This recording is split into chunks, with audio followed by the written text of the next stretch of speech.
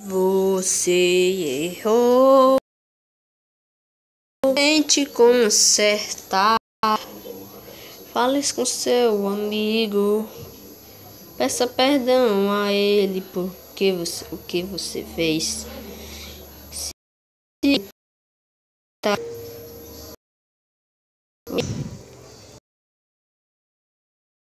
salva, e assim você vai poder saber e porque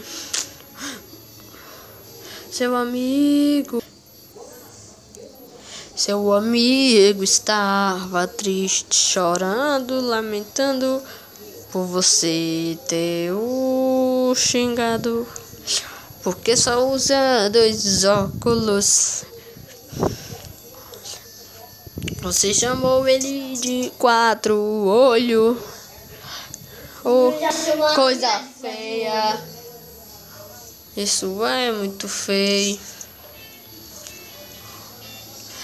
Vamos aqui falar sobre a amizade que você deve ter com seus amigos. Dê um jeito de ajudar. E assim você não vai vacilar. Fale com ele, peça perdão a ele. Você vai gostar, que ele vai te perdoar. Peça perdão, ele vai gostar.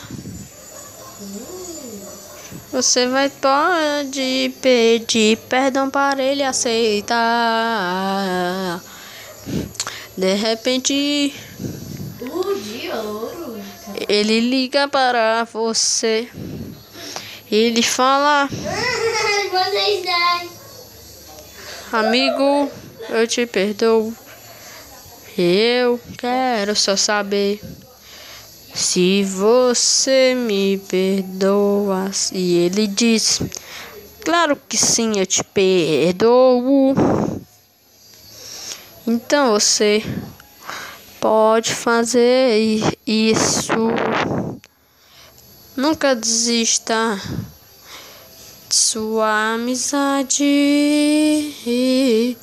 Nunca desista de sua amizade. Então seja feliz com seu amigo e irmão.